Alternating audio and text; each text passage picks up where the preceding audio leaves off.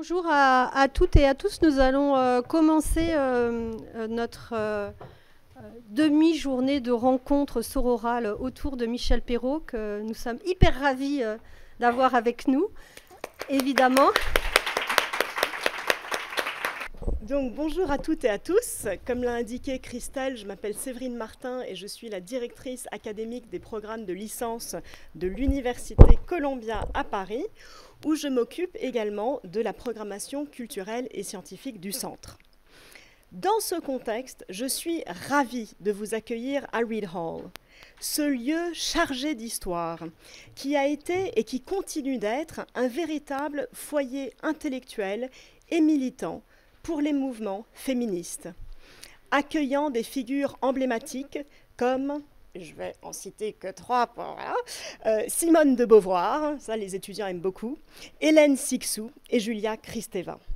Ce lieu fut aussi le lieu de naissance de la CIFAR, Société internationale pour l'étude des femmes de l'Ancien Régime, dont notre ancienne directrice, Danielle As-Dubosc, était l'une des membres fondatrices, avec Eliane Viennot, que vous connaissez également, sans doute, et qu'on a reçue au mois de janvier. C'est donc avec une grande émotion que nous honorons en ce lieu Michel Perrault, pionnière de l'histoire des femmes et du genre, et dont l'engagement intellectuel rejoint l'esprit de notre centre. Honorer Michel Perrault à Reed Hall, c'est célébrer une histoire des femmes en mouvement, une pensée qui a ouvert la voie à des générations de chercheuses et de militantes. C'est aussi affirmer la place centrale de Reed Hall comme sanctuaire du savoir féministe. Et j'utilise ce mot sanctuaire aujourd'hui en gras et en majuscule. Où le passé dialogue avec le présent pour construire un avenir que nous souhaitons tous et toutes plus juste et plus égalitaire. Mais je suis chargée aussi aujourd'hui de représenter la directrice de notre centre, Madame Brune Bibock, qui malheureusement présente ses regrets de ne pas pouvoir être avec nous aujourd'hui. Et cependant, elle a travaillé assidûment à préparer un petit texte pour vous qui retracerait un petit peu l'histoire du lieu dans lequel nous nous trouvons. Donc, si vous me permettez, voilà, je vais lire le texte de notre directrice bien-aimée. Quand vous poussez la porte du 4 rue de Chevreuse, vous entrez dans un autre monde. Un monde ni totalement américain, ni totalement français, ni même une simple conjugaison des deux. Reed Hall a souvent été qualifié de troisième lieu, où loin des arcanes universitaires et des querelles de chapelle, l'on peut parler librement de sujets parfois inédits ou peu explorés. Aujourd'hui, Reed Hall est un point de rencontre entre culture et système de pensée. Jadis, simple demeure entourée de terrains de maraîchage, le 4 rue de Chevreuse devint au début du XIXe siècle une prestigieuse manufacture de porcelaine, sous l'impulsion des frères Dagoty et soutenue par l'impératrice Joséphine et la duchesse d'Angoulême. Pendant les pauses, vous pourrez d'ailleurs admirer des échantillons de cette porcelaine que Brune a méticuleusement racheté pour faire vivre cette histoire. Il se trouve vers l'entrée sur la gauche.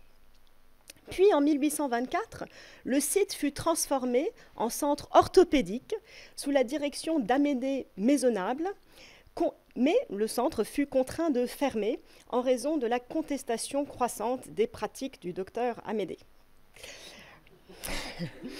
Passons. En 1834, le pasteur suisse Jean-Henri Keller reprit le lieu pour y fonder une école protestante. Celle-ci acquit une renommée internationale et accueillit de futurs diplomates ainsi que des figures littéraires mythiques comme André Gide, qui décrivit l'école dans Si le grain ne meurt et les faux monnayeurs. Mais c'est à la fin du XIXe siècle que Reed Hall prit véritablement son envol en tant que passerelle entre la France et les États-Unis. Une amitié que nous tenons à célébrer et maintenir. En 1892, une femme d'exception, Elizabeth Mills Reed, en fit l'acquisition. Riche héritière new-yorkaise, elle voue une grande partie de sa fortune à des œuvres caritatives aux États-Unis et en France. Épouse de Whitelaw Reid, ministre plénipotentiaire à Paris entre 1889 et 1892, elle apprit que de nombreuses jeunes femmes américaines se rendaient à Paris pour étudier et pratiquer les arts, notamment dans les nombreuses académies de Montparnasse, dont certaines se trouvent encore juste derrière nous, sur la rue de la Grande Chaumière. Souhaitant offrir un refuge à ces jeunes artistes, souvent logés dans des conditions précaires, Madame Reed fit l'acquisition de la propriété Keller et y installa en 1893 le American Girls Art Club, après l'avoir entièrement rénové et agrandi. Le club attira une cinquantaine d'artistes par an jusqu'à la Première Guerre mondiale. Toutes se souviennent d'un havre de paix, niché dans un jardin secret, loin du tumulte de Montparnasse, du Montparnasse de la fin du siècle. Et ça me touche souvent aujourd'hui, quand dans le tumulte du monde contemporain, nos étudiants, nos étudiantes, les personnes qui viennent ici, disent aussi y trouver une forme de refuge. Pendant la Première Guerre mondiale, le site vint en aide à un tout autre public. Madame Reed, déjà à l'origine de nombreux centres hospitaliers aux États-Unis, convertit Reed Hall en hôpital pour officiers français, puis américains. Le lieu devint également le quartier général de la Croix-Rouge américaine jusqu'en 1922. De nombreux soldats témoignent du bien-être qu'ils avaient trouvé dans cette résidence de soins et de repos, où ils pouvaient reprendre goût à la vie. La légende raconte que les soldats américains envoyés au front partaient avec un bracelet gravé avec les mots suivants : « Si je suis blessé, veuillez m'envoyer à l'hôpital de Madame Reed. » Après la guerre, Elizabeth Mills Reed invita un groupe de femmes représentant 5 universités américaines à prendre en main les activités du 4 rue de Chevreuse.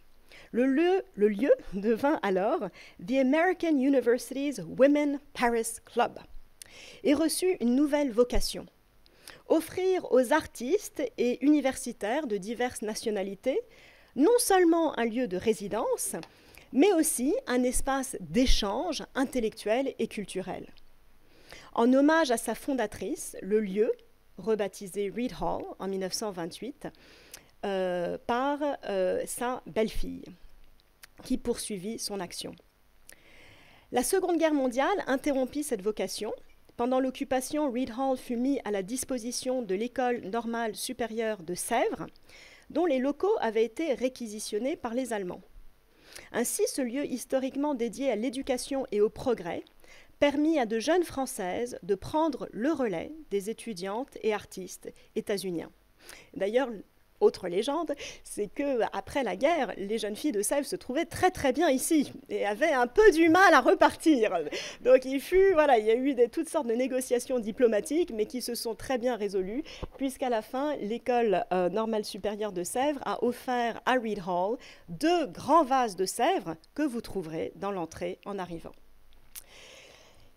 À partir de 1947, Reed Hall trouva sa fonction universitaire et devient un lieu d'hébergement et d'accueil pour des groupes d'étudiants américains en 3e année universitaire, désireux d'approfondir leur connaissance de la langue et de la culture française.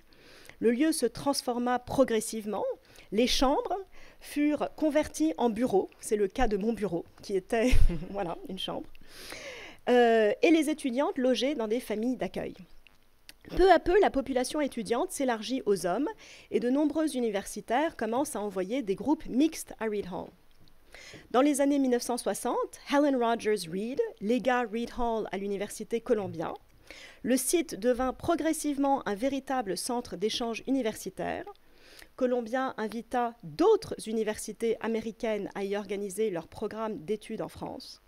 Et Reed Hall devint ainsi le siège administratif des programmes de study abroad de diverses universités de la côte est des États-Unis. Aujourd'hui, Reed Hall accueille chaque année des centaines d'étudiants venus s'immerger dans la culture et la langue française. Nous en avons quelques échantillons aujourd'hui parmi nous. Au fil des décennies, Columbia a renforcé son engagement universitaire. En 2010, l'université fonda à Reed Hall le Columbia Global Centers Paris, qui fait partie d'un réseau de 10 centres à travers le monde, permettant aux étudiants et professeurs de Columbia de se confronter aux grands défis de la mondialisation. En 2018, elle inaugura à Reed Hall l'Institute for Ideas and Imagination, qui se trouve dans cet immeuble, où 7 universitaires et 7 artistes issus de Columbia et d'ailleurs développent un projet artistique ou de recherche. Avis aux candidatures pour l'année prochaine. Ainsi, Reed Hall, né sous le signe des femmes, des arts et des lettres, poursuit sa vocation première tout en s'engageant dans une réflexion sur les enjeux économiques, sociopolitiques et philosophiques du monde contemporain. Depuis plus d'un siècle, Reed Hall, vous l'avez compris, est bien plus qu'un simple bâtiment. C'est un lieu de transmission et de dialogue entre la France et les États-Unis, où se croisent idées, cultures et générations. Merci beaucoup.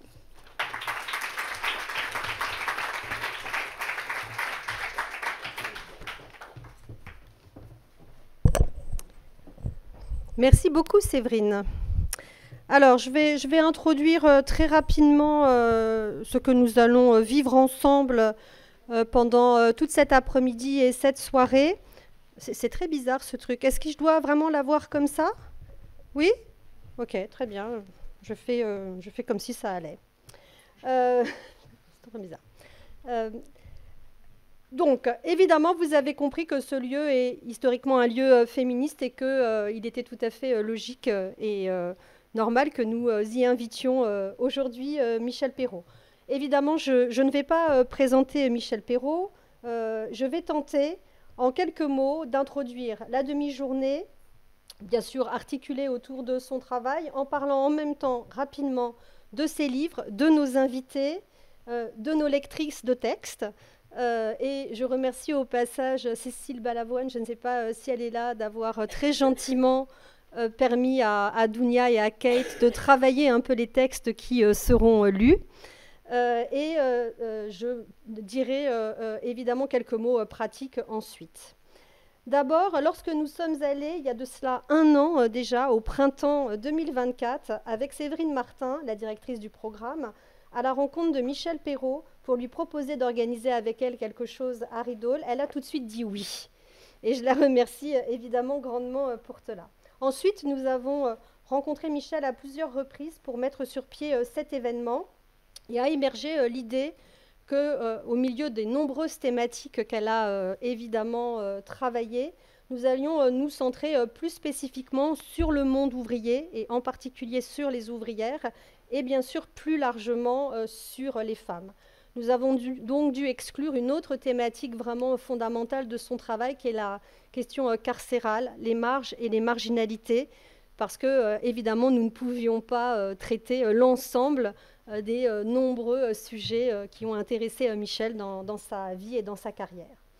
La première conversation va donc être centrée sur le monde ouvrier parce que ça a été le premier terrain d'expertise de Michel, puisqu'entre 72 et 74, elle a publié 2 livres sur le sujet, Enquête sur la condition ouvrière en France au XIXe siècle et les ouvriers en grève de 1871 à 1890. Ce sujet, Michel ne l'abandonnera jamais vraiment, elle va cheminer toujours de loin en loin avec lui, y compris en y adjoignant assez vite la dimension plus spécifiquement féministe et féminine, en traitant des ouvrières, de leur vie de femme, de leurs conditions de travail à l'usine, mais aussi de leurs révoltes personnelles et collectives, à l'image du très beau livre « Mélancolie ouvrière » qu'elle publiera en 2012 et dans lequel elle met en lumière la trajectoire de vie et de combat de Lucie Beau, formidable Lucie Beau, ouvrière de la soie, qu'elle avait d'ailleurs rencontrée bien des années auparavant, puisque, si je ne m'abuse, vous aviez écrit, Michel, dès 1978, un article sur Lucie. C'est aussi un livre qui a été adapté en 2018 sous le titre éponyme de Mélancolie ouvrière et que vous pouvez évidemment voir. C'est cette thématique que Michel a souhaité voir discuter en premier dans le cadre de cette rencontre, en invitant 2 historiennes à prolonger les réflexions qui sont les siennes sur ce sujet. Ludivine Bantini, d'abord, notamment au milieu de plein d'autres choses, pour son travail sur la Commune de Paris en 1871, en particulier un livre que j'ai moi-même beaucoup aimé, La Commune au présent, une correspondance par-delà le temps, sorti en 2021. Et puis Fanny Bugnon ensuite, en particulier, là encore au milieu de plein de choses dont nous parlerons plus tard, pour son livre « L'élection interdite, itinéraire de Joséphine Pancalé, ouvrière bretonne », publié en 2024. Ludivine Bantini, Fanny Bugnon et Fanny Gallo ont aussi par ailleurs écrit ensemble un livre tout à fait adapté à notre thématique d'aujourd'hui pour cette table ronde qui s'intitule « Prolétaires de tous les pays qui lavent vos chaussettes ». Le genre de l'engagement dans les années 68, publié en 2017.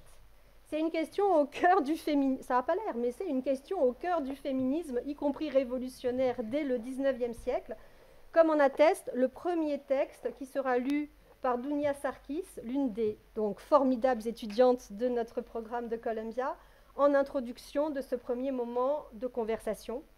Un texte écrit par la grande militante féministe et socialiste Flora Tristan, qui s'intitule « L'affranchissement de la femme sera l'honneur des prolétaires ».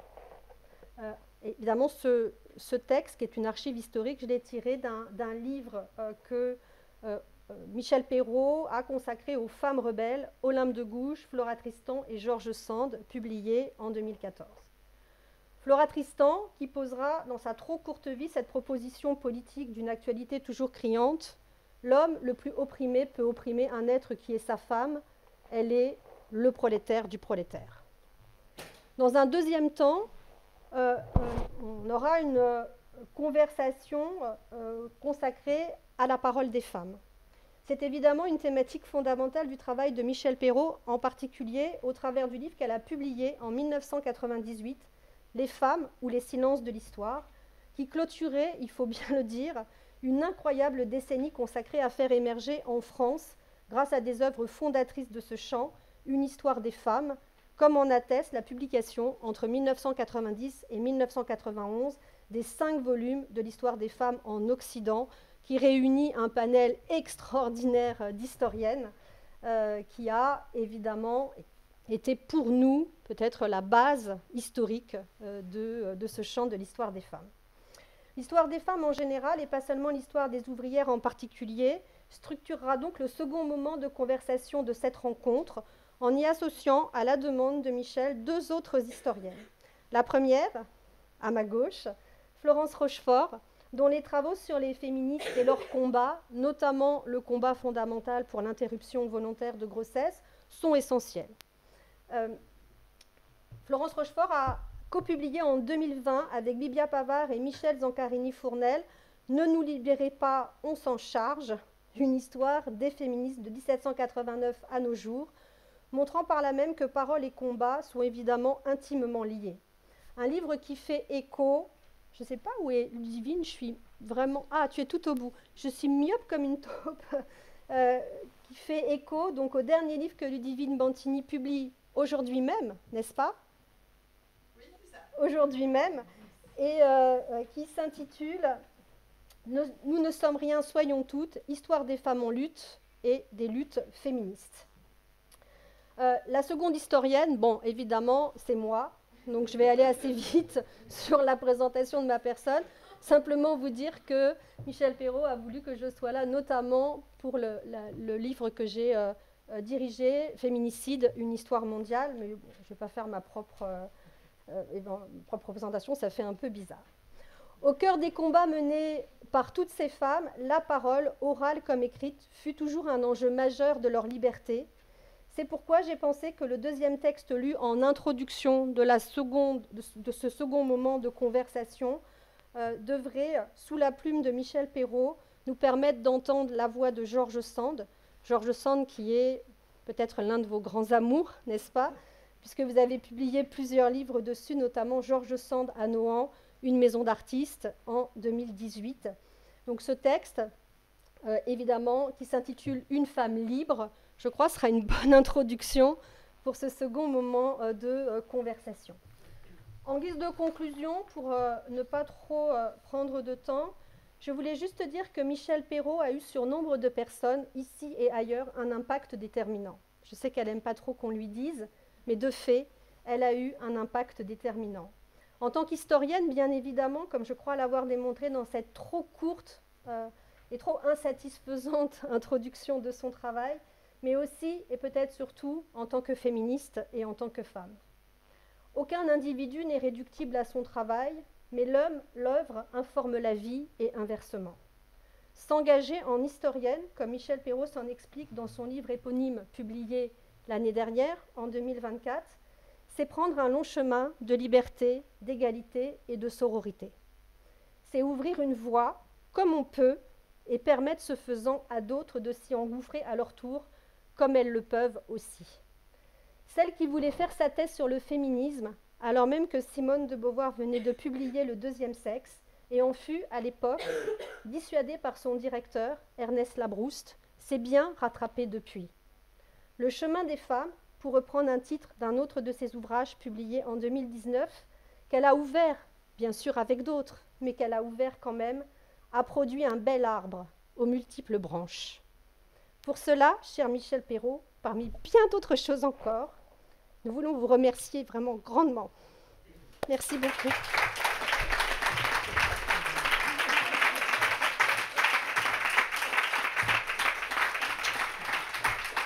Bon, d'abord, merci. N'en jetez plus, voilà. Et passons à autre chose, Alors, donc, la première table ronde, c'est plutôt sur histoire ouvrière et femmes. Hein.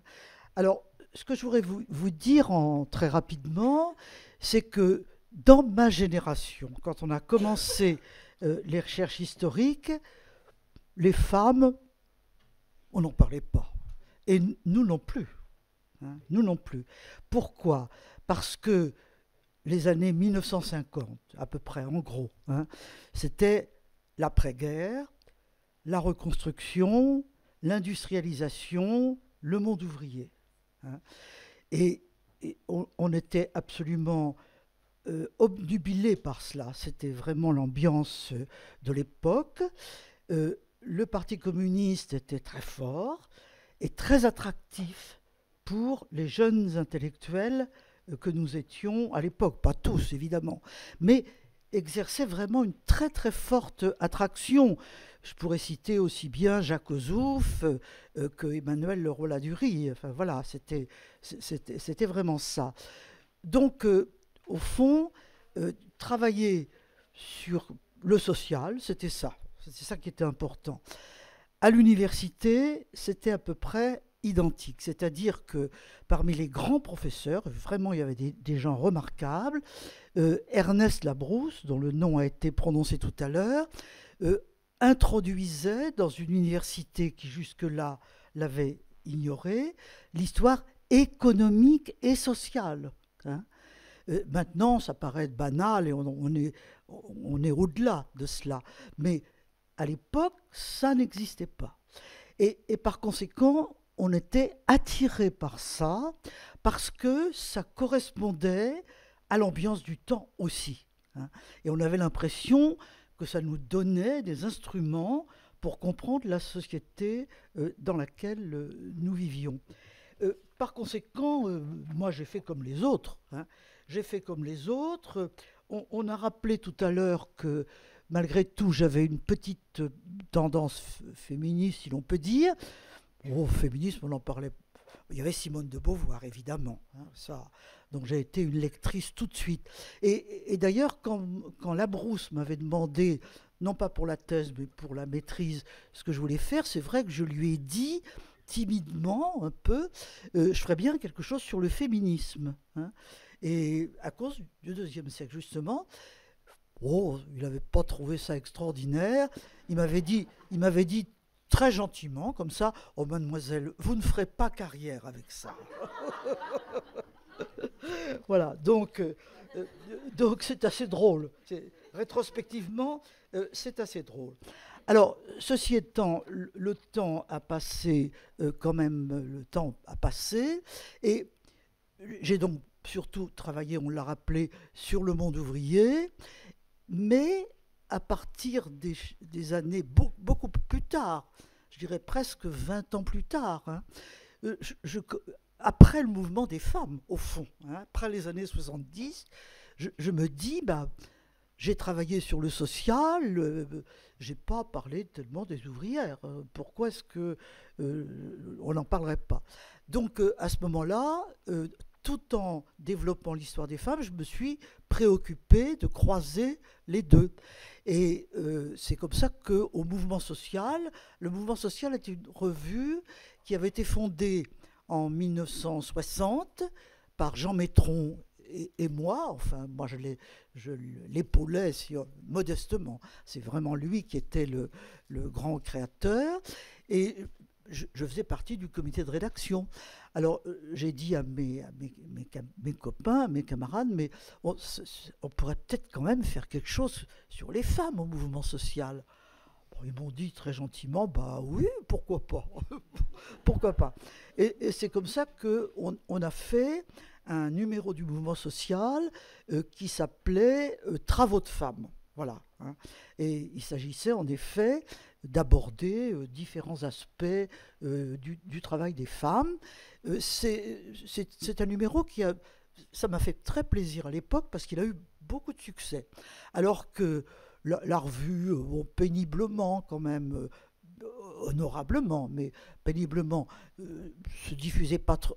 Ce numéro-là est parti tout de suite. Hein. Et du coup, ça a montré à l'équipe que, oui, on pouvait parler des femmes et qu'il y avait un désir et un intérêt pour ça. Alors, voilà, ça c'est une chose. Et puis, alors, pas mal plus tard, on a refait un autre numéro qui s'appelait cette fois-ci Profession de femme. On se posait la question, qu'est-ce que c'est qu'une profession de femme, hein?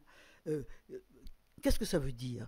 Où sont les femmes dans le travail? Au fond, ça prolongeait un petit peu le numéro précédent.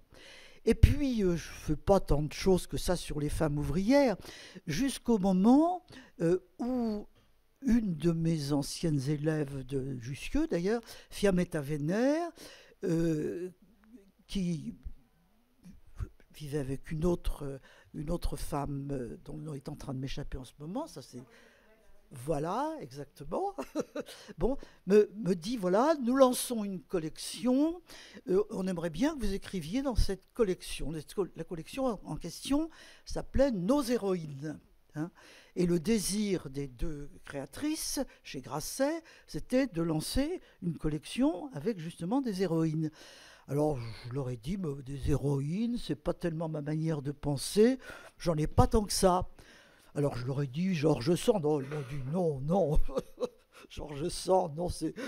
Non, Georges Sand, ça ne les intéressait pas. Elles m'ont dit, on voudrait quelqu'un d'inconnu. J'aurais dit, oui, mais par définition, je ne sais pas trop. Et puis, j'ai repensé que j'avais quand même fait publier dans le numéro de 1978 du mouvement social un texte du Lucie Beau. Hein. Alors je me suis dit quand même, cette Lucie Beau, je l'ai mis, on a republié son texte, mais enfin elle existe justement. Hein. Et en effet, Lucie Beau avait publié dans une revue socialiste, il est probable qu'on l'avait sollicitée parce qu'elle-même, étant donné tout ce que j'ai appris sur elle par la suite, elle ne connaissait pas la revue socialiste, très probablement. Mais son texte, probablement des journalistes, d'une manière moderne, sans doute, lui avaient demandé de raconter sa vie. Hein. Peut-être l'avait-il un peu réécrite, je n'en sais rien. Ça, je ne sais pas. Mais il y avait un texte autobiographique d'une ouvrière, ce qui est exceptionnel. On n'en rencontre pas. Hein. Donc, c'est pour ça que j'avais proposé que ce soit republié. Alors, je leur ai dit, écoutez, peut-être Lucie Beau, mais vous savez, Lucie Beau, on a ce texte. Alors, elles m'ont dit très gentiment, cherchez. Bon, un peu comme ça, Oh, je dis si vous voulez. Puis j'ai relevé le défi, en définitive, et j'ai fait une recherche comme tout historien, historienne peut faire, en réouvrant les archives de tout genre, en allant sur place, parce que cette femme avait été ouvrière dans le textile à Visil, et de fil en aiguille, c'est le cas de le dire, j'ai retrouvé à Visil des gens, notamment un instituteur, M. Mingat, qui avait, à la suite d'ailleurs de la republication du texte en question, c'est comme ça que les choses circulent, avait fait des recherches sur elle. Donc il y avait déjà un petit chemin local qui était tracé autour d'elle, y compris retrouver son petit-fils, par exemple, hein, qui avait 80 ans, évidemment, puisque Lucie Beau, elle est morte en 1914, quelque chose comme ça. Donc, voilà, ça serait drôle d'ailleurs, si j'avais le temps de vous raconter ça, parce que c'est comme ça que les recherches se font. Hein. Retrouver des gens, retrouver les lieux, par exemple, retrouver les usines, la plupart du temps disparues. Il restait vraiment que des reliques, parce que c'était du textile qui avait été abandonné. Retrouver sa tombe au cimetière, enfin, des tas de choses comme ça. Donc, en définitive, j'ai pu écrire un petit livre qui s'appelle Mélancolie ouvrière. Alors, pourquoi ce titre ? À cause de peut-être cette disparition, ces difficultés à trouver des traces, hein, et aussi parce que la vie de Lucie Beau n'était pas drôle. Hein. Lucie Beau avait été mariée à un garde champêtre, petite ascension sociale comme ça, qui était mort, et elle était veuve avec deux filles, et vous voyez, on a retrouvé un peu tout ça, et du coup, elle travaillait déjà pendant que son mari était garde champêtre, mais là, elle avait accentué son travail parce qu'elle avait besoin d'argent. Donc, elle travaillait comme ouvrière dans le textile, dans ces usines retrouvées. Et en même temps, c'est drôle à dire, c'est pas drôle justement, comme si quelque chose dans sa vie s'était ouvert, un couvercle soulevé. Non seulement elle s'est remise à travailler, mais elle s'est mise à revendiquer. Hein, elle fonde un syndicat et elle lance une grève. Et la voilà dirigeant un syndicat, dirigeant une grève, étant sur les tréteaux, littéralement, elle montait sur des tables pour haranguer les gens. Sa famille stupéfaite, pas d'accord, hein, y compris les filles, l'aînée avait 15 ans à ce moment-là, qui vraiment traîne des pieds. Qu'est-ce que tu vas faire avec ça? Enfin, tu as déjà assez de gagner ta vie, tu as 2 filles à élever, qu'est-ce que tu vas faire là-dedans? Et elle qui s'acharne, mais quand même pas drôle, sans doute certainement pas drôle, elle fait une tentative de suicide. Hein, et on la retrouve, une voisine la retrouve chez elle, comme dit le commissaire de police, baignant dans son sang. Hein. Mélancolie ouvrière, quand même. Hein. Pas du tout facile. Après, bon, elle ne meurt pas, etc. Mais on perd sa trace complètement et elle meurt en 1914. Donc, c'est vrai que Mélancolie ouvrière s'applique à elle et en même temps, cette histoire de Lucie Beau illustre les difficultés des femmes, d'une femme qui veut s'affirmer, qui a beaucoup de mal à le faire, si elle le fait, ça lui retombe dessus, enfin c'était évidemment un parcours intéressant. Alors donc le livre a été fait, et puis Gérard Mordillat, que vous connaissez sans doute, a fait un film là-dessus. Quelqu'un d'ailleurs me disait, oui, c'était vous, Christelle, qui me disiez, le film n'est pas très féministe. Oui, c'est vrai, il n'a pas fait un film très féministe. Bon, peu importe, le film est quand même pas mal. Et évidemment, à Visil, Lucie Beau a maintenant beaucoup de succès. Elle a une rue. C'est bien la moindre des choses quand même. Enfin, c'est les histoires de la recherche. Alors, donc, on va parler. Alors, ce que je voudrais dire encore avant qu'on aborde la table ronde, c'est que les sociologues, du point de vue des femmes au travail, étaient plus avancés que les historiennes dans les années 70. Hein. Et je voudrais ici citer 2 noms. Madeleine Gilbert, qui avait fait un livre sur les femmes dans les congrès ouvriers. Et ça, c'est très intéressant parce qu'elle avait repris toute la série des congrès. Il faut dire que le mouvement ouvrier, du temps de la première CGT, fondée en 1895, faisait des colloques, des congrès, on disait congrès, tous les ans. Hein, même avant, le premier grand congrès ouvrier ayant été en 1879 à Marseille. Et alors, ces congrès sont publiés, tous publiés, hein, intégralement. Par exemple, le congrès de Marseille, c'est un bouquin comme ça. Hein, et par conséquent, c'est voilà une source formidable pour voir quels étaient les thèmes qui étaient abordés, etc. Alors, ce que nous avons fait, notamment Madeleine Gilbert a fait, c'est qu'elle a repris tous ces congrès ouvriers pour voir qu'est-ce qu'ils disaient des femmes.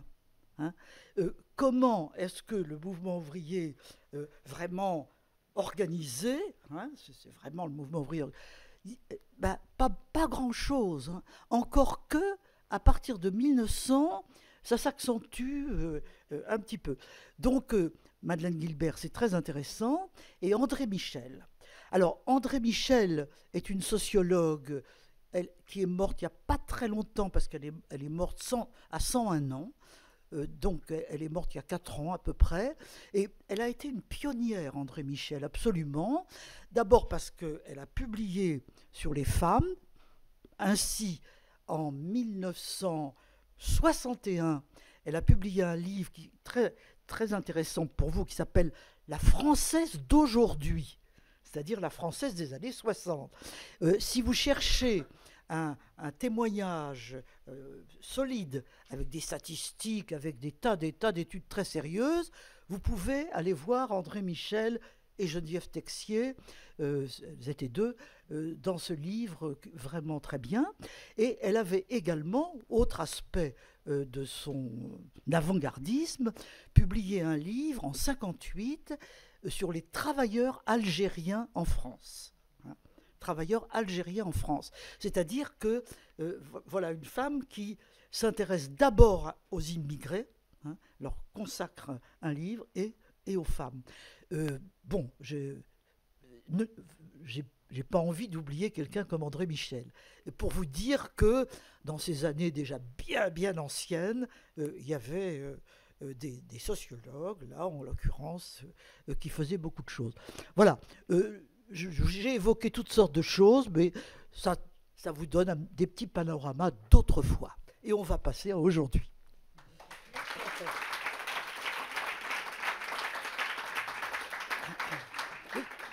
Avant de commencer notre table ronde, allez, asseyez-vous. Dounia Surkiz va nous parler de Flora Tristan. C'est un texte assez court, mais important, je crois, en introduction de ce qu'on va entendre. Bon, on a pris du retard, mais c'est normal, donc on rognera les pauses, ce qui est normal aussi, sans rogner, bien sûr, la parole que nous allons donner à Ludivine et à Fanny, qui ont beaucoup de choses à nous dire, donc moins de pauses, mais plus de bonheur intellectuel. Ça me semble être un bon équilibre. Et Dounia, merci 1000 fois de porter la parole de Flora Tristan aujourd'hui pour nous. Tenez. L'affranchissement de la femme sera l'honneur des prolétaires, de Flora Tristan. Ouvriers, en 91, vos pères ont proclamé l'immortelle déclaration de droits de l'homme. Et c'est à cette solennelle déclaration que vous devez d'être, aujourd'hui, des hommes libres et égaux en droit devant la loi. Honneur à vos pères pour cette grande œuvre. Mais, prolétaires, il vous reste à vous, hommes de 1843, une œuvre non moins grande à accomplir. À votre tour, affranchissez les dernières esclaves qui restent encore dans la société française. Proclamez les droits de la femme. Et, dans les mêmes termes que vos pères ont proclamé les vôtres, dites « Nous, prolétaires français, après 53 ans d'expérience, nous reconnaissons être dûment éclairés et convaincus que l'oubli et le mépris qu'on a fait des droits naturels de la femme sont les seules causes des malheurs du monde. Et nous avons résolu d'exposer, dans une déclaration solennelle, inscrite dans notre charte, ces droits sacrés et inaliénables. Nous voulons que les femmes soient instruites de notre déclaration, afin qu'elles ne se laissent plus opprimer et avilir par l'injustice et la tyrannie de l'homme, et que les hommes respectent dans les femmes, leurs mères, la liberté et l'égalité dont ils jouissent eux-mêmes. Ouvriers, soyez-en sûrs, si vous avez assez d'équité, de justice pour inscrire dans votre charte les quelques lignes que je viens de tracer, cette déclaration des droits de la femme passera bientôt dans les mœurs, des mœurs dans la loi, et avant 25 ans, vous verrez inscrite en tête du livre de la loi qui régira la société française. Égalité absolue de l'homme et de la femme. Alors, mes frères, et seulement alors, l'unité humaine sera constituée. Fils de 89, voilà l'œuvre que vos pères vous ont léguée.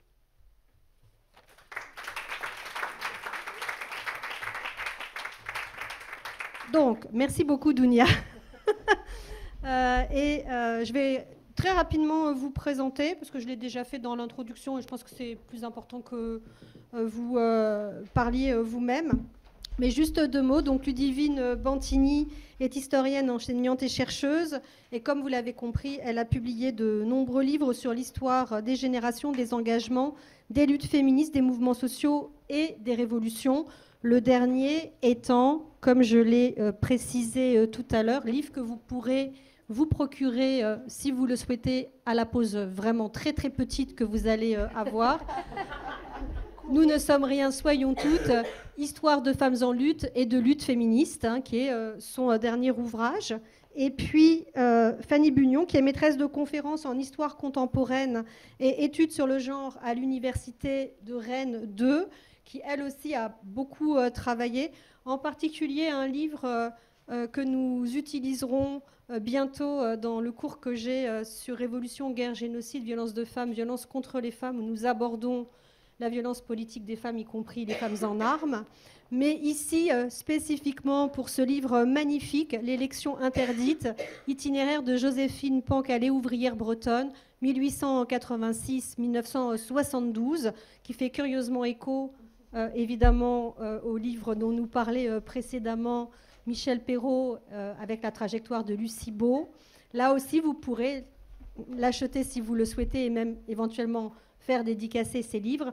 Et maintenant, sans transition, je vous passe immédiatement la parole à toutes les deux, en vous demandant peut-être en introduction, qu'est-ce qui vous relie à Michel Perrault, si vous le souhaitez. Et puis ensuite, vous avez toute latitude, évidemment, pour discuter de cette thématique.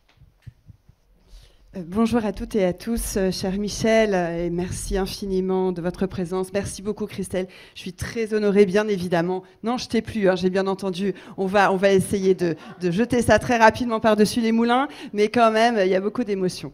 Et donc, beaucoup de gratitude aussi. Beaucoup de reconnaissance parce que dès 2007, lorsque j'ai publié le livre issu de ma thèse, qui portait sur la guerre d'Algérie.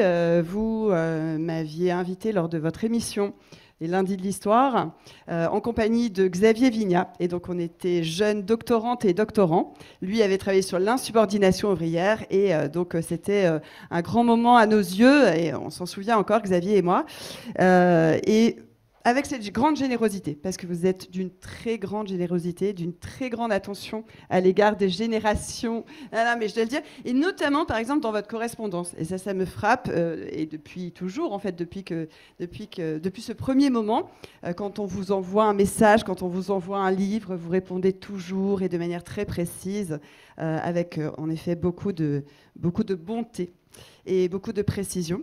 Nous avions aussi participé à une même émission un jour sur France Inter avec Laure Adler et Charline Vanhoenacker. Et c'était un souvenir à la fois de grande solidarité et de sororité féministe nécessaire, parce que d'un autre côté, il y avait un certain, je ne sais pas si vous vous en souvenez, Michel, Gabriel Cohn-Bendit, je précise Gabriel, Gabriel Cohn-Bendit, non pas Daniel, mais qui, à un moment donné, nous avait quasiment injuriés et nous avait dit que nous étions la Tchéka féministe. Donc, pour qui n'a pas la référence, la Tchéka, c'était la police politique de l'Union soviétique en voie de dictature. Voilà.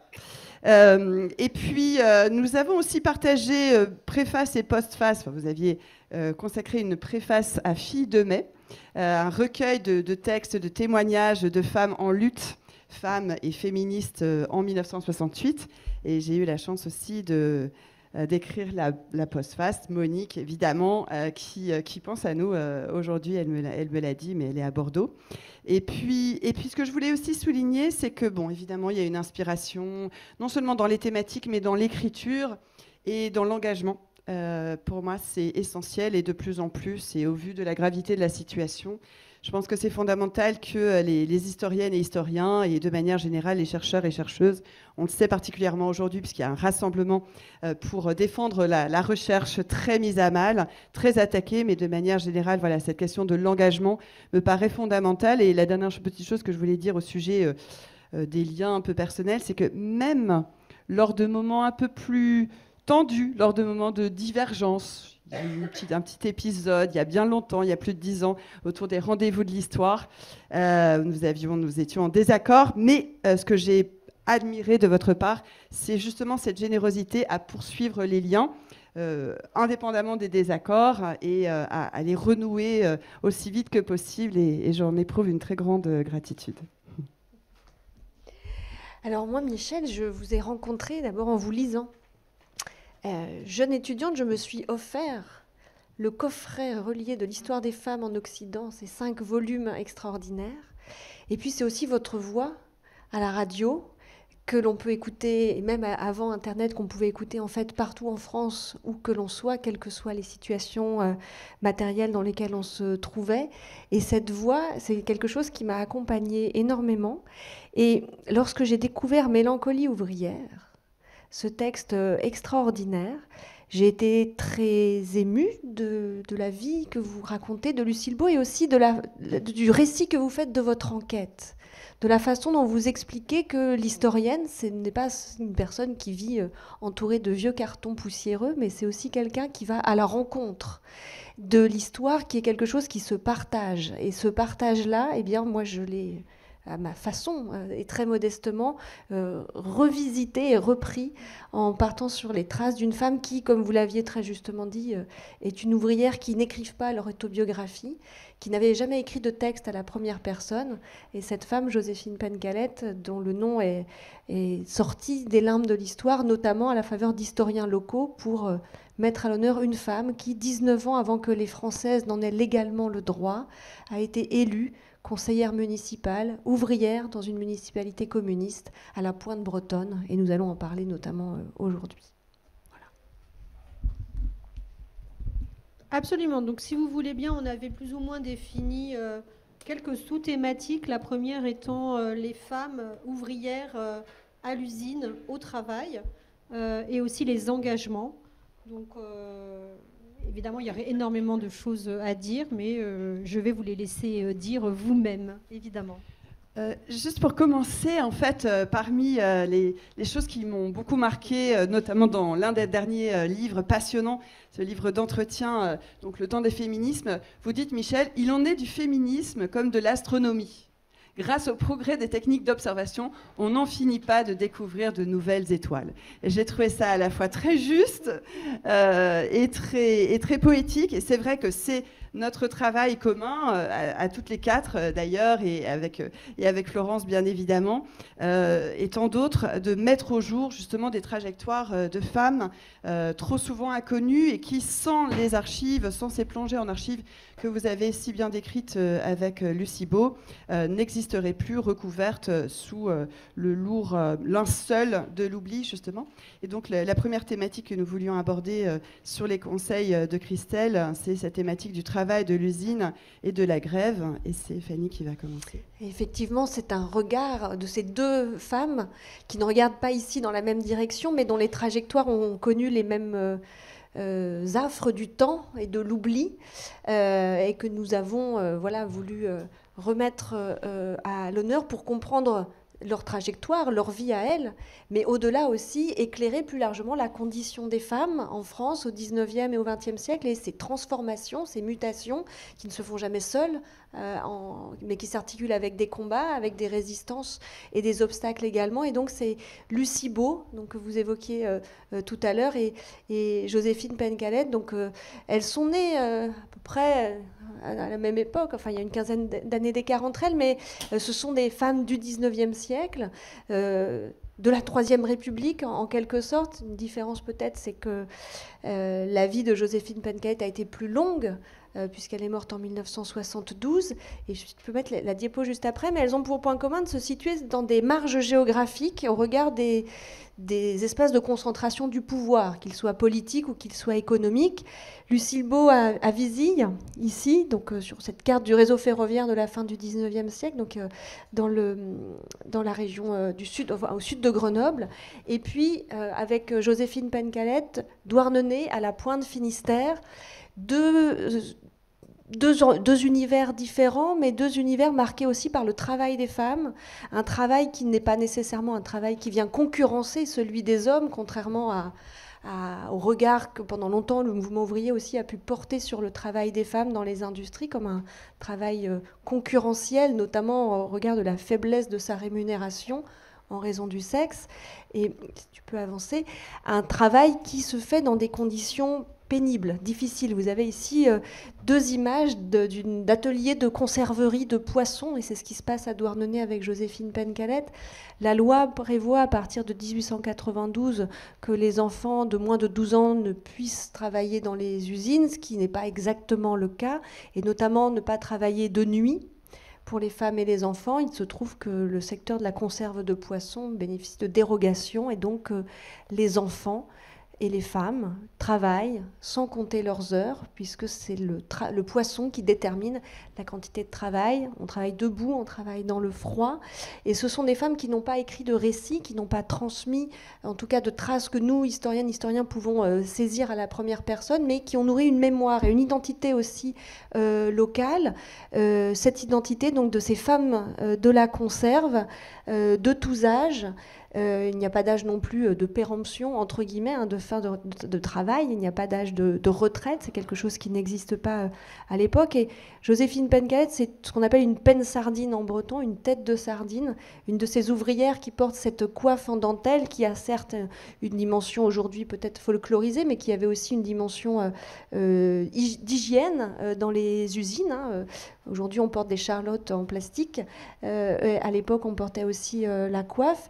Et ces petites filles, eh bien, elles vont à un moment donné rencontrer des mobilisations sociales, en nourrir, en insuffler, et en particulier à Douarnenez, un événement dont on a célébré le centenaire ces derniers mois, ce qu'on appelle la grève des sardinières de Douarnenez, une grève de 46 jours, de novembre 1924 à janvier 1925, une grève qui s'articule avec des revendications politiques et avec la volonté d'une mairie communiste, du jeune parti communiste, eh bien de faire une caisse de résonance pour ce qui va être, et Lucie Colliard, une autre Lucie, mais fondamentale aussi dans l'histoire des mouvements féministes et des mouvements sociaux, qui est au premier rang de cette photographie, qui tourne la tête, c'est facile, c'est la seule qui ne porte pas de coiffe, mais un chapeau, qui est donc une institutrice pacifiste, féministe et révoquée de l'enseignement, qui va venir participer à l'organisation de la grève, et à la réussite de cette grève, donc au bout de 46 jours. Je sais pas si tu veux avancer. Et juste un mot, le point de départ quand même de cette grève qui, comme souvent dans les grèves de femmes, a pour origine une revendication salariale. Les ouvrières de la conserve gagnaient 80 centimes de l'heure. 80 centimes en 1924, c'est le prix d'un litre de lait en France. Le kilo de pain est à 1,25 franc. Ce sont des salaires extrêmement faibles. Les salaires féminins sont toujours inférieurs à ceux des hommes. La loi le permet à l'époque. Et cette grève, elle va triompher, suite toute une série d'épisodes que je n'évoquerai pas aujourd'hui, mais une revalorisation de leur salaire, la reconnaissance de la liberté syndicale, la majoration des heures de nuit et l'interdiction effective du travail de nuit pour les enfants dans les usines qui fabriquent des boîtes de conserve. Oui, et ce qui est frappant dans cette mise au jour justement des revendications des grévistes, comme vous le montrez Michel, en évoquant l'échappée belle qui est la grève, donc on a pu aussi reprendre jeunesse de la grève, c'est que c'est une révélation sur les conditions de travail des femmes. Et d'ailleurs, vous avez choisi pour jeunesse de la grève de reproduire ce tableau en couverture, ce célèbre tableau de Jules Adler. Et ce qui est quand même très frappant, c'est que les femmes, ils sont vraiment très présentes. Donc là, il s'agit aussi des femmes du Creusot qui se sont tellement mobilisées en tête des cortèges, qui ne sont pas que des allégories, qui ne sont pas que des porte-drapeaux dans ces cortèges. Elles prennent la rue lors des grèves, elles prennent vraiment l'espace public, ce qui est une transgression radicale, puisque prendre la rue lorsqu'on fait grève, c'est déjà extrêmement subversif. Mais quand on est une femme, ça l'est encore davantage. Et d'ailleurs, encore au Creusot, aujourd'hui, des artistes repartent de cette œuvre de Jules Adler pour mettre en avant le rouge du monde ouvrier et de la révolte du travail à partir de ces grèves du Creusot. Lorsque vous avez préfacé l'ouvrage très important sur les ouvrières ovalistes, donc de Claire Rosias et Annie Cowell, sur ces ovalistes qui travaillaient, comme tu viens de le décrire à propos des pains sardines, Fanny, dans des conditions monstrueuses. Vraiment, on se demande même, j'en ai discuté avec ma fille qui est là, et je lui ai raconté un petit peu ce travail des ovalistes, et elle me disait, mais comment on survit en fait voilà, quand on a 19 ans, 20 ans aujourd'hui, on se demande, en effet, avec le recul, comment il est possible de survivre. Et vous avez évoqué justement, notamment à propos du patronat de l'époque chez ces ouvrières du textile à Lyon, ce pouvoir permanent qu'il a sur leur jour et leur nuit, puisqu'elles vivent dans ces ateliers.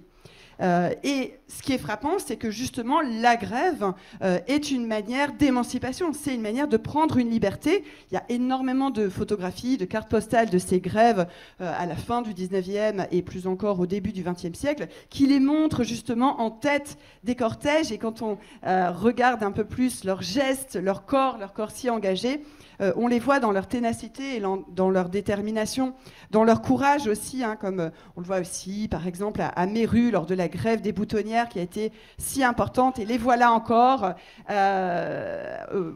prenant la tête de ces cortèges.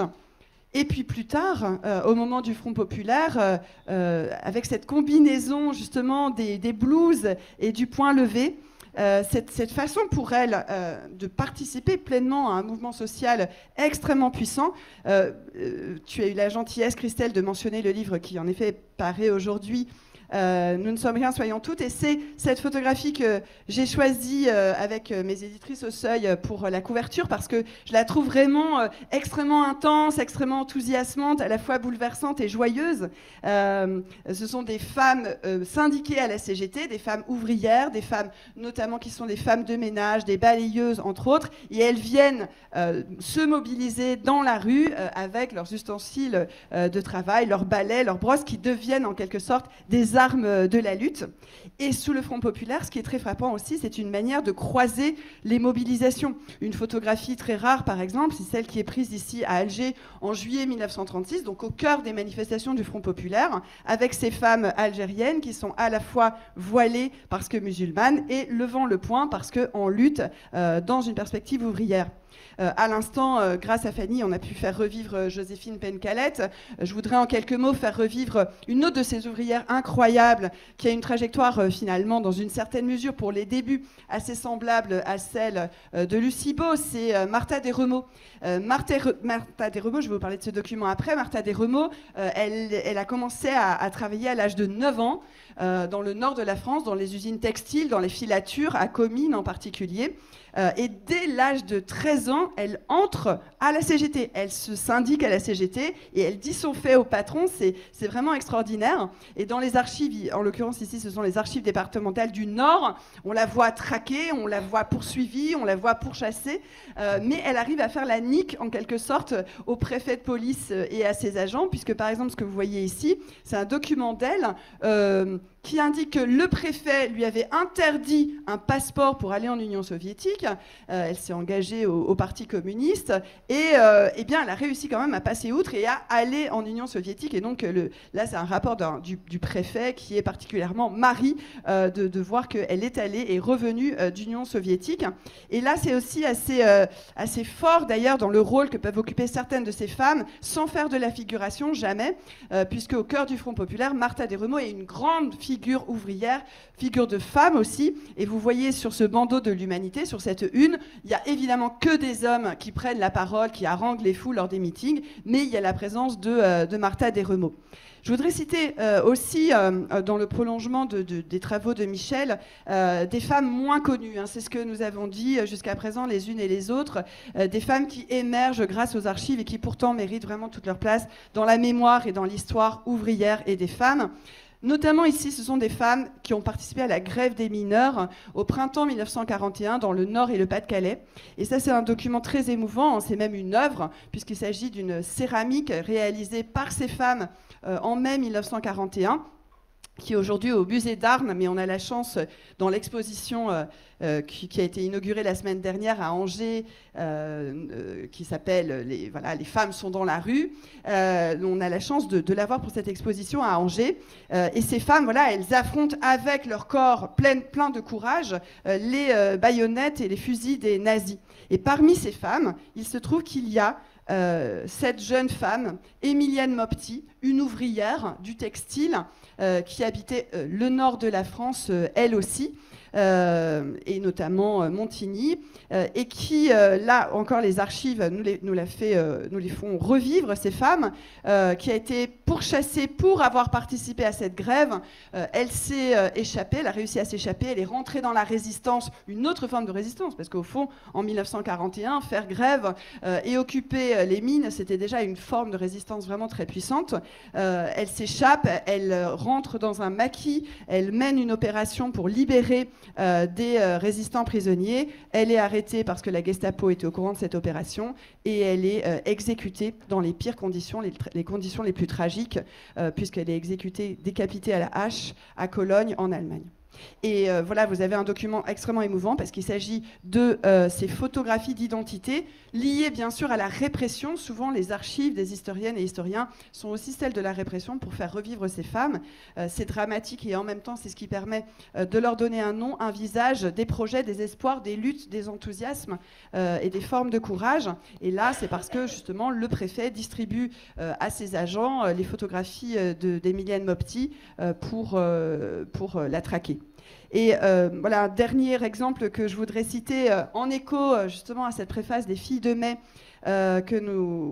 votre préface, Michel, et la postface que j'ai pu signer, c'est 68, les grèves de 68, tellement déterminées, tellement joyeuses. C'est vrai que vous avez pu souligner à juste titre qu'il y avait comme un vide en 68, non pas de la place des femmes, parce qu'elles ont été extrêmement présentes, elles ont participé très massivement aux grèves avec occupation d'usines, de bureaux, de magasins, mais notamment d'usines, de chèques postaux également, de services administratifs, mais elles ont parfois été invisibilisées.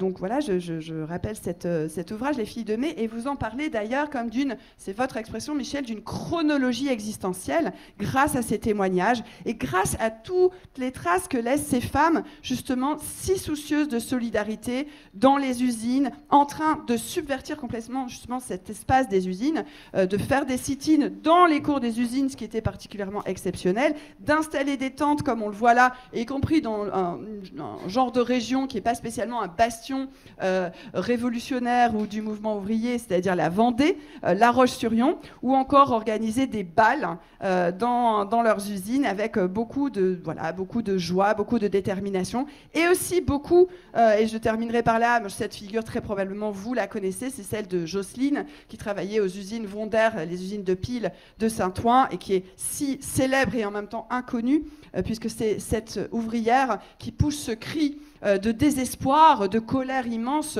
lors de la reprise en juin 1968, lors de la fin de la grève, et qui dit qu'elle ne rentrera pas dans cette tôle, et voilà, et donc qui insiste justement sur les conditions de travail, parce que comme on essayait de le dire toutes les trois, finalement, la grève révèle aussi ces conditions de travail. Et sur cette question, enfin tu l'as dit, Ludivine, où sont les femmes dans les archives ? Beaucoup, en fait, on les trouve dans les archives de la répression, alors là, dans le cadre du travail, mais sur les questions de sexualité, on en parlera peut-être aussi tout à l'heure, sur le contrôle social, en fait, qui s'exerce sur elles. Et elles sont fondamentales, ces archives, elles permettent parfois d'ailleurs d'avoir des photographies des protagonistes, mais elles ne sont pas suffisantes. Et on va dérouler le film, mais l'idée, c'est aussi d'aller vers un croisement des différents types de sources, et pour les périodes plus contemporaines, de ce que nous apporte aussi l'histoire orale, pour apporter un éclairage sur ces trajectoires qui ne sont pas écrites dans les archives. Oui, vous avez prononcé le nom d'Angers.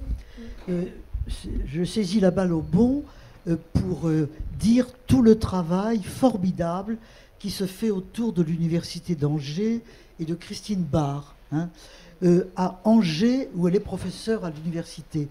Et Christine a lancé, depuis déjà pas mal d'années, des archives de femmes. Et je la voyais hier, elle a actuellement à Angers 100 à peu près, 100 documents d'archives de femmes.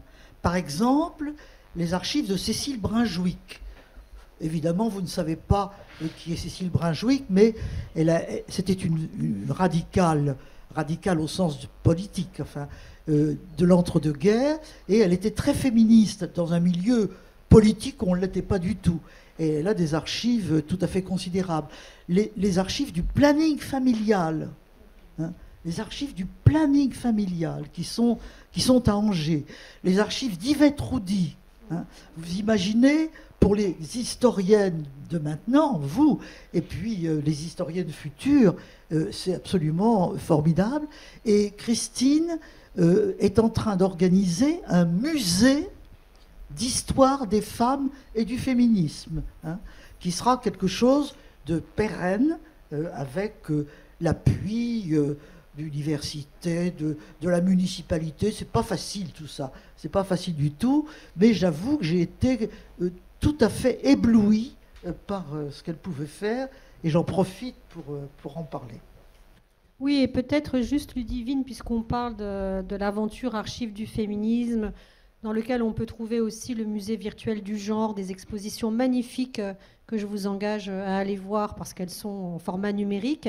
Mais puisque vous parlez aussi, Michel, de ce futur musée des féminismes que nous appelons évidemment de nos voeux, peut-être, Ludivine, puisque tu es au cœur de cette affaire, puisque l'exposition dont tu parlais, l'exposition de préfiguration éventuellement de ça, peux-tu dire juste 2 mots sur l'exposition avant que nous continuions cette conversation en abordant peut-être la deuxième sous-thématique, évidemment, de cette question, autour des femmes ouvrières. Oui, merci beaucoup à toutes deux de parler de ce musée, ce futur musée des féminismes auquel beaucoup d'historiennes travaillent depuis des années, et notamment Christine Barr, qui est la coprésidente d'une association justement porteuse du projet de musée des féminismes, la FEMUSE, coprésidente avec une autre historienne, Julie Verlaine.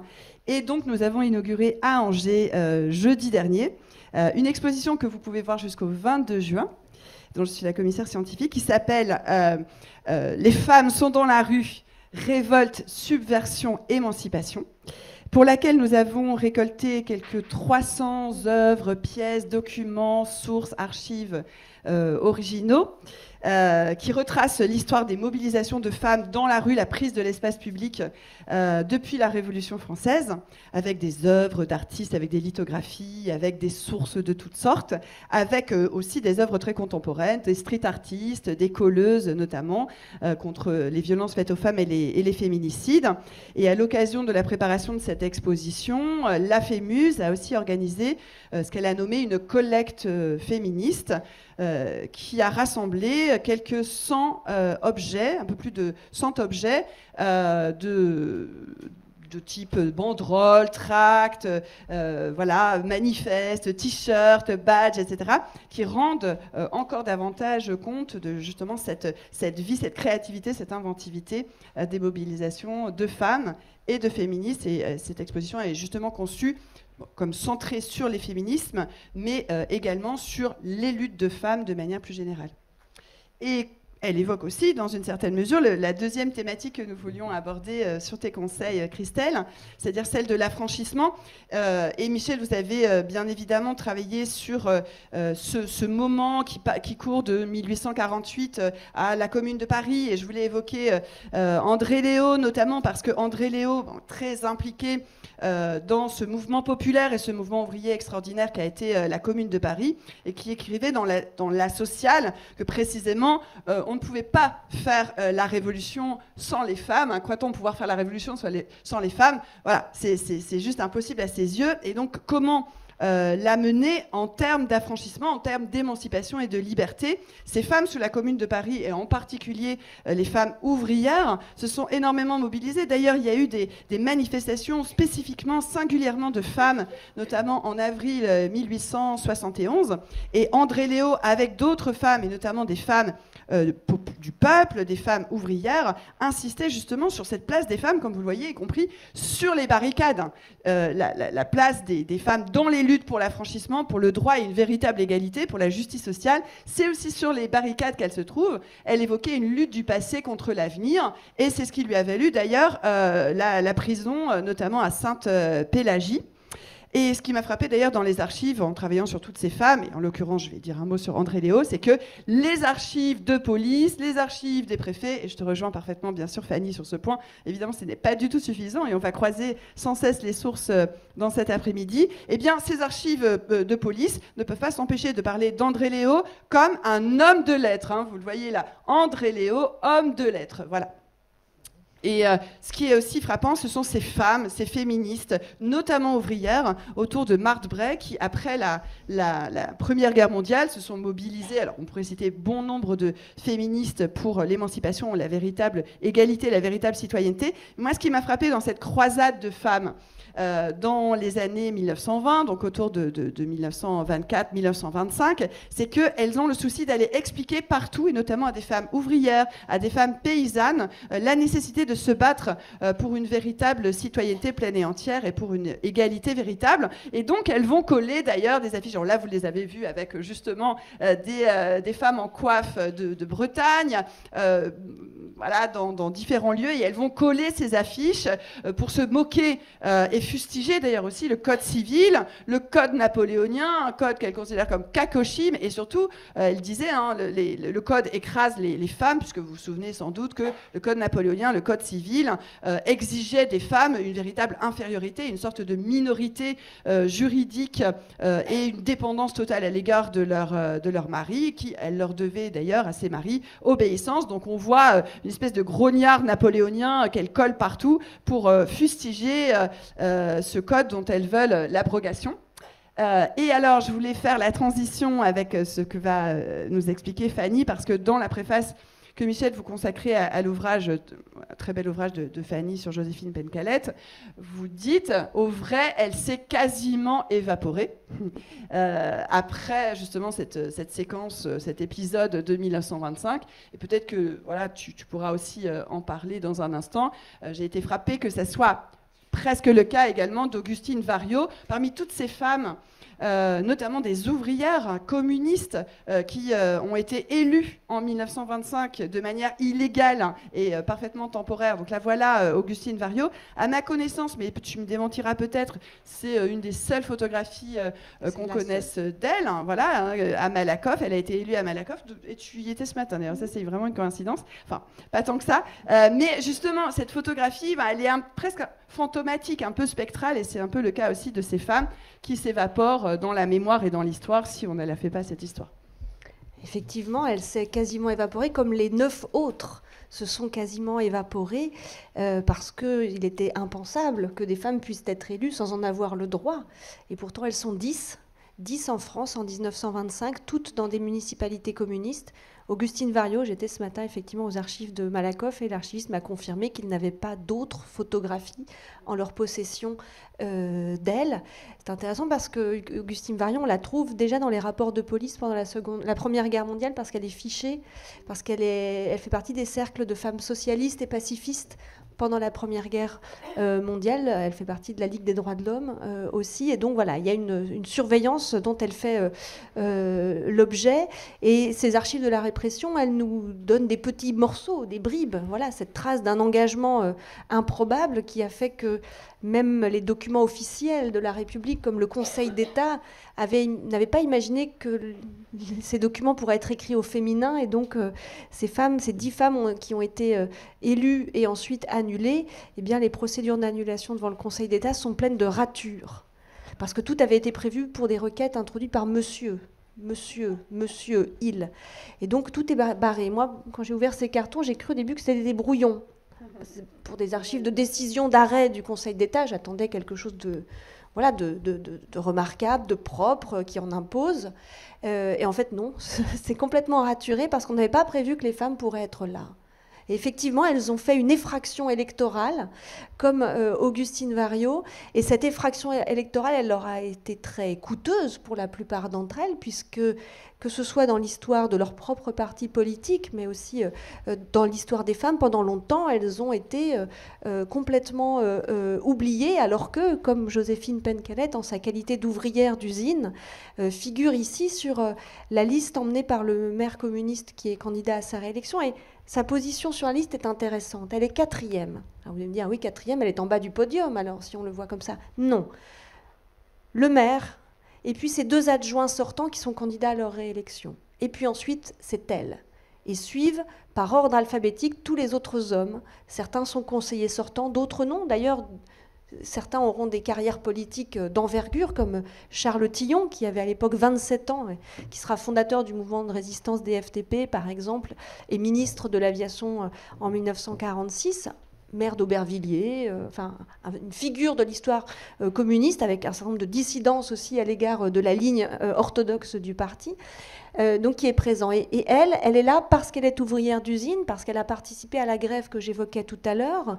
Et c'est cette qualité qui l'a fait exister politiquement. Alors, Charles Tillon, dans ses mémoires, il a tout un chapitre qu'il consacre à la lutte de Douarnenez, et il évoque cette élection de femmes improbable.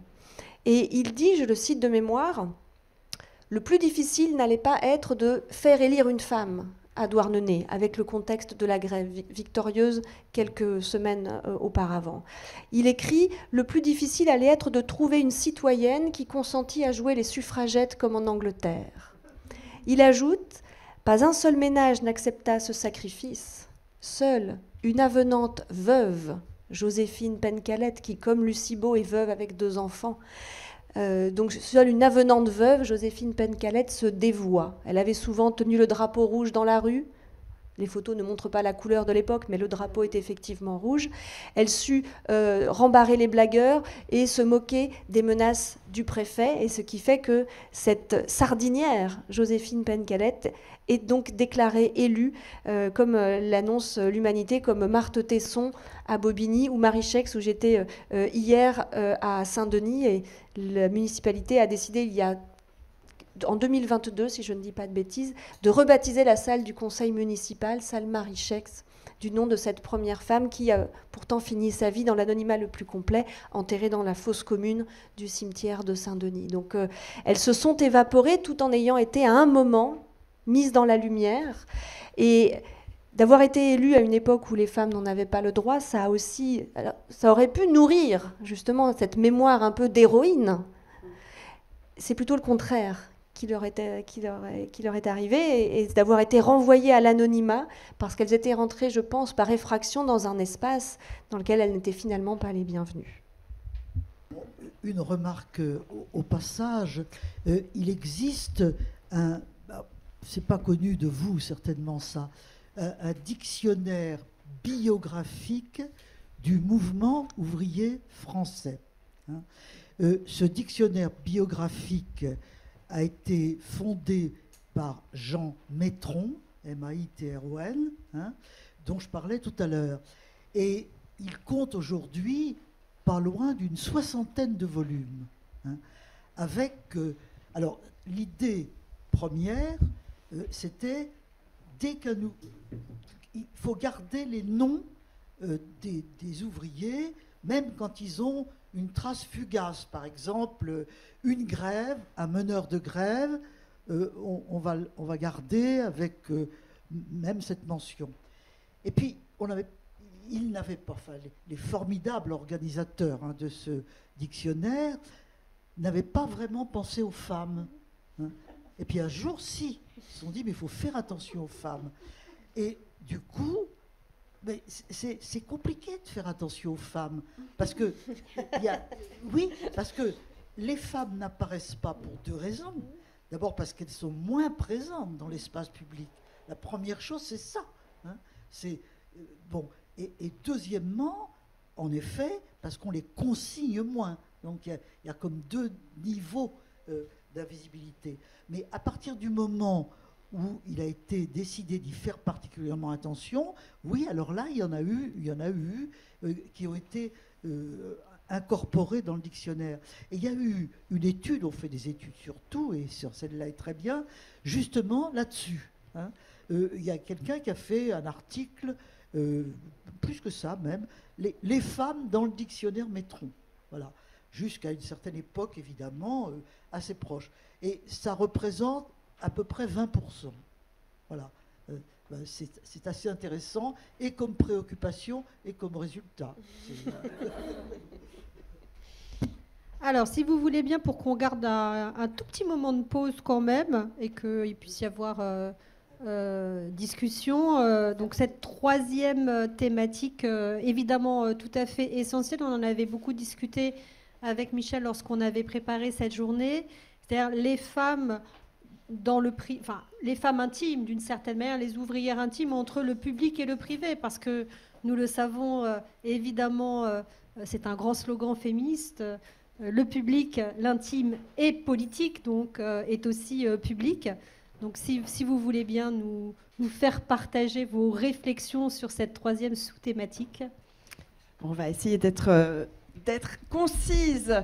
Alors moi je voulais commencer pour cette thématique-là par cette très belle phrase qu'on trouve dans Mélancolie ouvrière sous votre plume. Michel, la nature est-elle jamais en accord avec nos sentiments? Il fait toujours beau les jours de deuil où l'on a du chagrin. Et ça fait partie de cette manière, dont cette écriture si poétique et si soucieuse justement de sensibilité. Vous avez consacré une préface à ce volume, ce recueil de textes d'Hubertine Auclert, et vous évoquez d'ailleurs la constance de sa résistance. Et quand on lit les textes d'Hubertine Auclert, mais davantage encore d'ailleurs son journal intime, on s'aperçoit que sa souffrance, la souffrance de l'hostilité qu'elle rencontre est particulièrement vive, et justement cette intimité douloureuse peut être retrouvée dans ses correspondances, mais plus encore dans ses journaux intimes. Ici, justement, quand il s'agit de retrouver la vie privée, c'est ce que vous dites très bien dans Les femmes ou les silences de l'histoire, vous parlez de femmes emmurées. Donc, femmes emmurées, comment vous rejoindre avec cette idée que il y a toujours au-dessus d'elle un épais linceul que tisse le désir et la peur des hommes. Et bien sûr, c'est un des grands enjeux pour les historiennes et historiens que de retrouver cette part intime dans les archives.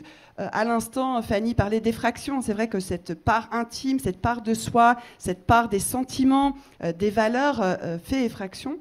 Dans les archives, par exemple, ici, sous la Révolution française, j'ai été très frappée en lisant la correspondance de Claire Lacombe, qui fait part justement, en féministe avant le mot, hein, de sa révolte, de ses colères, de ses sentiments, mais toujours, alors même qu'elle est en prison pendant des mois, elle signe Claire Lacombe, femme libre, et même depuis sa geôle.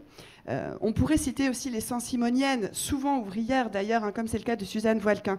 Et à propos de l'intime, hein, que tu soulèves, Christelle, en fait, elles ont décidé, Suzanne Voilquin et tant d'autres, on pourrait citer Claire Desmarres, dont on n'a pas de portrait à ma connaissance, mais elles décident de se livrer. Pour elles, la mise à nu, ce qu'elles appellent la mise à nu, le récit de leur vie, y compris de leur vie intime, de leurs espoirs, de leurs sentiments, de leurs amours aussi, de leurs déceptions amoureuses, fait partie du politique. Exactement. Et c'est vrai que ce slogan, qui date plutôt des années 1960-70, les années 68, disons, le privé est politique, en réalité, c'est un enjeu qu'elles posent déjà, ces Saint-Simoniennes, parce qu'elles estiment que livrer un récit de leur vie, qui est aussi un récit forcément collectif et un récit de lutte, c'est aussi une manière de révéler des inégalités systémiques, structurelles, des injustices contre lesquelles il s'agit de lutter. Dans une certaine mesure, c'est aussi ce que fait Flora Tristan, hein, quand elle insiste beaucoup, bien sûr, sur les combats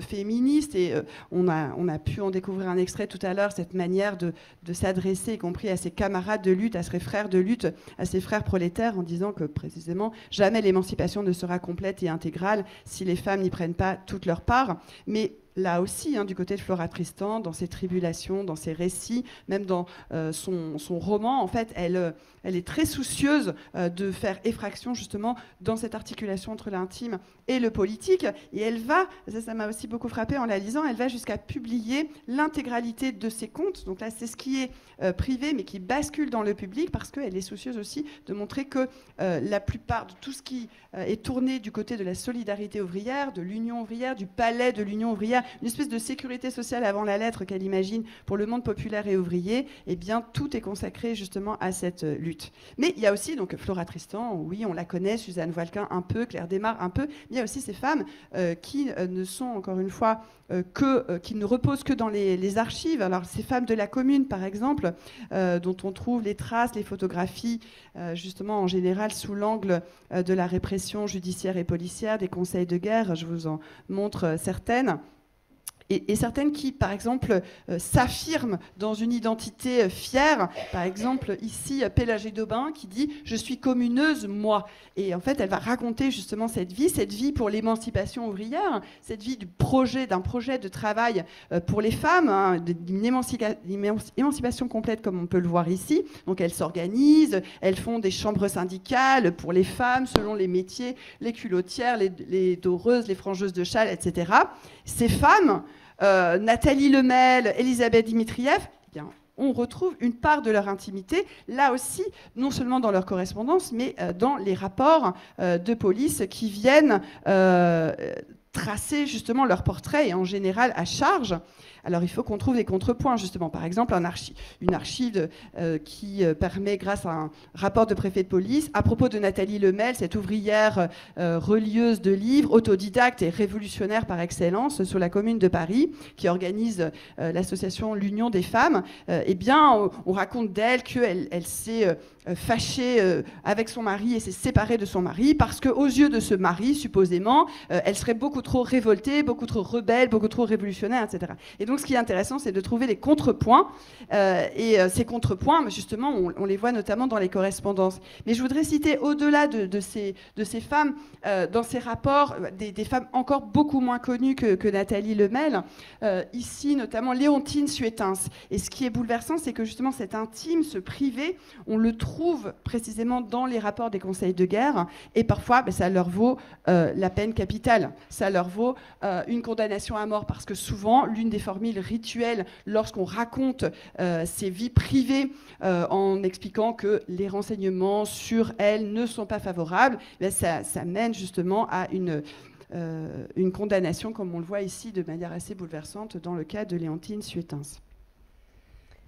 Et puis, la vie privée, c'est aussi en dehors des archives de la répression, fort heureusement d'ailleurs. Je reviens avec Joséphine Pencalette, qui donc est ici avec un groupe de ses amis, de ses voisines, dans une rue de Douarnenez, et elle ne porte plus la coiffe. Elle ne porte plus la coiffe sur cette photographie, qui a connu aussi ce que nombre de femmes de Bretagne, mais aussi de la campagne, au début du XXe siècle ont connu, c'est-à-dire l'exode vers la ville, l'exode vers la région parisienne, non pas, elle, à la différence de beaucoup d'autres, pour chercher du travail, mais pour rejoindre celui qu'elle avait rencontré et qu'elle voulait épouser, et avec lequel elle va se marier à la mairie d'Argenteuil en 1908, contre l'avis de ses parents. Et ça, on le sait parce que, à l'époque, le Code civil prévoyait que jusqu'à 30 ans, il fallait fournir une autorisation paternelle, parentale, pour se marier. Même si vous étiez majeur civilement, il y avait pour le mariage une minorité conjugale jusqu'à l'âge de 30 ans. Et son père n'a pas voulu répondre favorablement aux 2 premières demandes. C'est un acte notarié qui doit donner le consentement, on appelle ça la disposition de consentement parental, enfin paternel. Et à la 3e sollicitation, il a fini par céder 1 semaine avant le mariage pour consentir à ce que sa fille épouse celui qu'elle avait choisi à la mairie d'Argenteuil. Donc elle a connu effectivement cet aller-retour, 15 ans en région parisienne. Tu peux revenir en arrière, s'il te plaît. Et ensuite, une vie qu'elle va passer dans cette petite ville déterminée par l'industrie de la conserve. Douarnenez, l'agglomération de Douarnenez à l'époque, c'est 20 000 habitants. Il y a 5 000 inscrits maritimes, donc 5 000 marins, 40% de la population à moins de 15 ans. Et au moment de la grève des ouvrières de 1924, au début de la grève, on recense 2000 grévistes. 2121 grévistes dans les premiers jours de la grève. Donc tout tourne autour de cela. Et elle va continuer sa vie d'ouvrière. Et grâce aux archives que m'ont partagées ses descendants, ses petits-enfants en particulier, dont certains sont décédés entre le moment où j'ai commencé à travailler et aujourd'hui, eh bien, ils m'ont partagé des photos, ils m'ont partagé ce cachet professionnel où pendant un temps, elle a eu une entreprise de mareyage avec son fils qui était mineur, et qui, lui, mineur en âge, et qui, lui, voulait s'émanciper de la condition ouvrière et échapper à l'horizon de marin qui lui était destiné, et qui ne partageait pas du tout les idées de sa mère. Il me racontait même que évoquer le passé d'engagement communiste de sa mère était source de disputes lors des déjeuners familiaux. Néanmoins, elle a quand même accompagné ce fils. Et donc voilà, ce sont des petites traces de ces vies qui en laissent finalement assez peu. Et tu peux montrer l'image d'après. Elle meurt en 1972 à l'âge de 85 ans. Elle est restée à Douarnenez jusqu'à la fin de sa vie. Elle n'a jamais vécu avec personne d'autre, en tout cas pas d'autres compagnons ou compagnes connus. Elle a élevé un petit-fils illégitime parce que, il fallait échapper à la vindicte et aux moqueries qu'a connues sa fille en donnant naissance à un enfant hors mariage et en étant mineure à l'époque.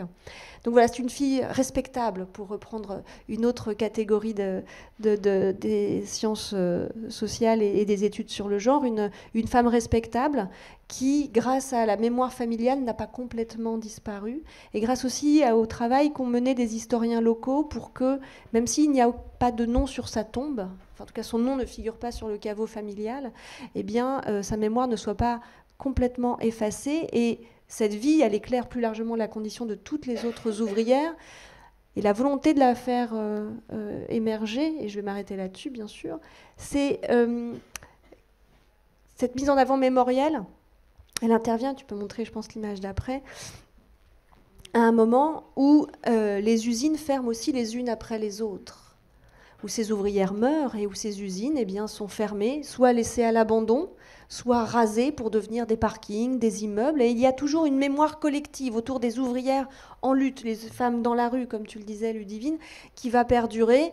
Cette image prise, alors ça se situe dans le sud du Finistère, au bout de la Bretagne, tout petit port, l'Esconil, vous avez ce petit groupe d'une quinzaine d'ouvrières en coiffe, parce qu'on est dans le pays bigoudin, ces fameuses coiffes hautes, donc ce n'est pas des douarnenistes, derrière le drapeau rouge, qui vont essayer de débrayer d'autres ouvrières d'une conserverie en 1926 au Guilvinec, qui a été immortalisée, et on a légèrement modifié les effectifs sur le tableau de Charles Tillon, et on a rajouté les hommes aussi à l'avant, et là on a bien la couleur du drapeau en 1926, puisque Charles Tillon était permanent syndical et sillonnait le territoire pour développer la syndicalisation des femmes, et qui nourrit encore un imaginaire syndical et politique, comme cette affiche éditée par la CGT, et qui nourrit aussi, tu peux y aller, c'est Lucie Beau, vous le disiez tout à l'heure, Michel, a aujourd'hui une rue à Vizille, vraisemblablement.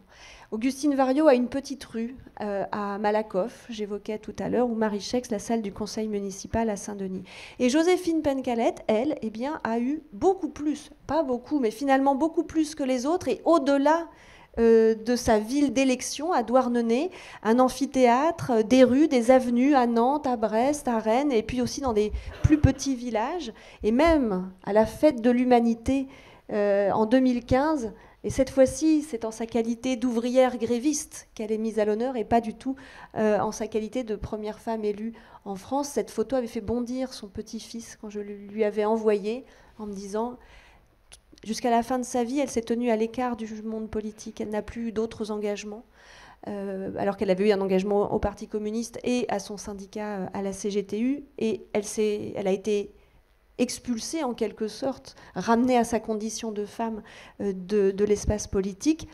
Et jusqu'en 1972, elle a gardé beaucoup de distance, avec le sentiment d'avoir été utilisée par le Parti communiste. Et donc, pour son petit-fils, qui était né en 1939, donc il avait connu très longtemps, de la voir ainsi mise à l'honneur, avec le sentiment qu'elle était mémoriellement de nouveau utilisée par ceux qui l'avaient également mise en silence. Donc c'était aussi une mémoire contrariée et encore très à vif dans les échanges que j'avais pu avoir avec lui, mais ça nous montre aussi que le travail des historiens nourrit et rencontre aussi des préoccupations de société, et c'est à la faveur des lois sur la parité, de cette séquence aussi qui a posé la question de où sont les femmes, au fait, dans les espaces publics, dans les dénominations de rue, dans les programmes scolaires, etc., qu'il y a eu la volonté aussi de remettre à l'honneur des femmes qui avaient été oubliées. Et ce que vous avez fait avec Lucie Beau et les autres s'inscrit aussi a ouvert en tout cas ce chemin. Donc pour moi, il y a un jumelage, un cousinage en quelque sorte, entre Lucie Beau et Joséphine Pencalette. Merci beaucoup. Merci beaucoup à vous trois pour cette formidable présentation.